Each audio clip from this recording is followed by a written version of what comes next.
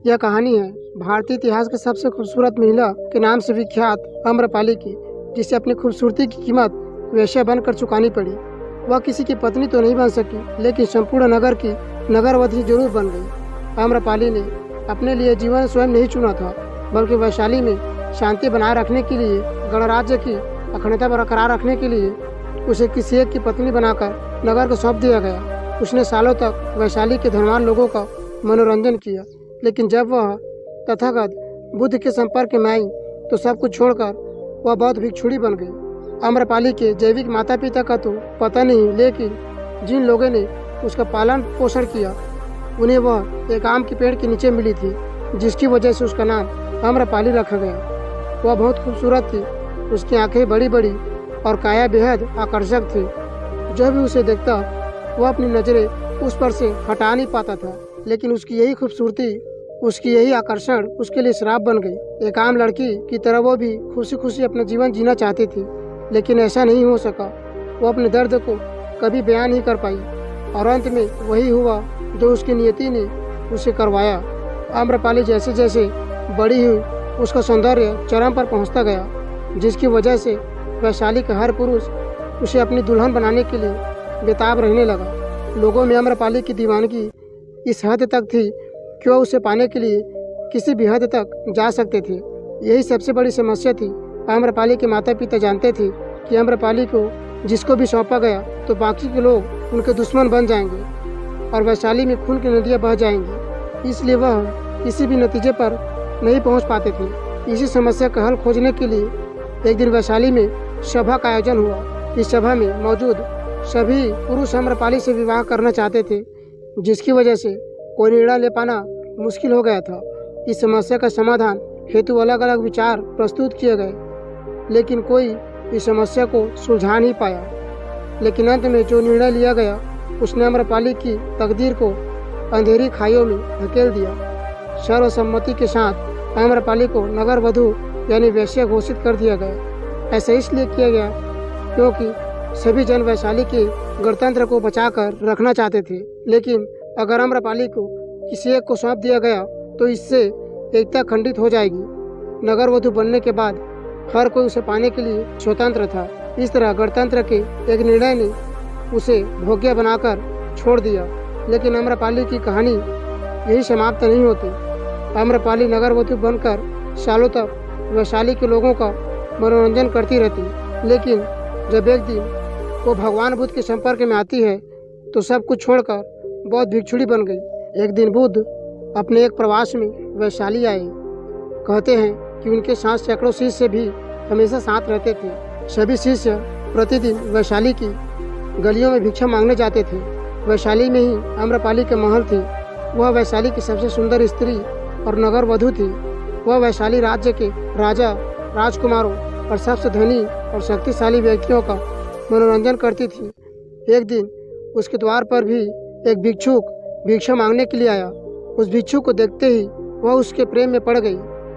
वह प्रतिदिन राजा राजकुमारों को देखती थी, पर मात्र एक भिक्षा पात्र के लिए उस भिक्षुक में उसे अनुपम गरिमा और सौंदर्य दिखाई दिया। वह अपने परकोटे से भागी आई और भिक्षुक से बोली, आइए कृपया मेरे दान ग्रहण करें। उस भिक्षुक के पीछे और भी कई भिक्षुक थे। उन सभी को अपनी आंखों पर विश्वास नहीं हुआ। जब युवक भिक्षु आम्रपाली के भवन में भिक्षा लेने के लिए गया तो वे ईर्ष्या और क्रोध से जल उठे। भिक्षा देने के बाद आम्रपाली ने युवक भिक्षु से कहा, 3 दिनों के बाद वर्षा काल प्रारंभ होने वाला है। मैं चाहती हूँ कि आप उस अवधि में मेरे महल में ही रहें। युवक भिक्षु ने कहा, मुझे इसके लिए अपने स्वामी तथागत बुद्ध से अनुमति लेनी होगी। यदि वे अनुमति देंगे तो मैं यहाँ रुक जाऊँगा। उसके बाहर निकलने पर अन्य भिक्षुकों ने उससे बात की। उसने आम्रपाली के निवेदन के बारे में बताया। यह सुनकर सभी भिक्षुक बड़े क्रोधित हो गए। वे तो एक दिन के लिए ही इतने ईर्ष्यालु हो गए थे और यहाँ तो उसे 4 महीनों की योजना बन रही थी। युवक भिक्षु बुद्ध के पास पहुँचने से पहले ही कई भिक्षु वहाँ पहुँच गए और उन्होंने इस वृत्तांत को बढ़ा चढ़ा कर सुनाया। वह स्त्री वैश्य है और एक भिक्षु वह पूरे 4 महीने तक कैसे रह सकता है। बुद्ध ने कहा, शांत रहो, उसे आने दो। अभी उसने रुकने का निश्चय नहीं किया है। वह वहाँ तभी रुकेगा जब मैं उसे अनुमति दूंगा। युवक भिक्षु आया और उसने बुद्ध के चरण छूकर सारी बात बताई। आम्रपाली यहाँ की नगर वधू है। उसने मुझे चतुर्मास में अपने महल में रहने के लिए कहा है। सारे भिक्षु किसी न किसी घर में रहेंगे। मैंने उसे कहा है कि आपकी अनुमति मिलने के बाद ही मैं वहाँ रह सकता हूँ। बुद्ध ने उसकी आंखों में देखा और कहा, तुम वहाँ रह सकते हो। यह सुनकर कई भिक्षुओं को बहुत बड़ा घात पहुँचा। वे सभी इस पर विश्वास नहीं कर पा रहे थे कि बुद्ध ने एक युवक शिष्य को एक वेश्या के घर में 4 माह रहने के लिए अनुमति दे दी। 3 दिनों के बाद युवक भिक्षु आम्रपाली के महल में रहने के लिए चला गया। अन्य भिक्षु नगर में चल रही बातें बुद्ध को सुनाने लगे। सारे नगर में एक ही चर्चा हो रही है कि एक युवक भिक्षु आम्रपाली के महल में 4 महीनों तक रहेगा। बुद्ध ने कहा, तुम सब अपनी चर्या का पालन करो। मुझे अपने शिष्य पर विश्वास है। मैंने उसकी आंखों में देखा है, उसके मन में अब कोई इच्छाएं नहीं है। यदि मैं उसे अनुमति नहीं देता तो भी उसे बुरा नहीं लगता। मैंने उसे अनुमति दी और वह चला गया। मुझे उसके ध्यान और संयम पर विश्वास है। तुम सभी इतने व्यग्र और चिंतित क्यों हो रहे हो? यदि उसका धर्म अटल है तो आम्रपाली भी उससे प्रभावित हुए बिना नहीं रहेगी, और यदि उसका धर्म निर्बल है तो वह आम्रपाली के सामने समर्पण कर देगा। यह तो भिक्षु के लिए परीक्षण का समय है। बस 4 महीने तक प्रतीक्षा कर लो। मुझे उस पर पूर्ण विश्वास है। वह मेरे विश्वास पर खरा उतरेगा। उसने कई भिक्षुओं को बुद्ध की बात पर विश्वास नहीं हुआ।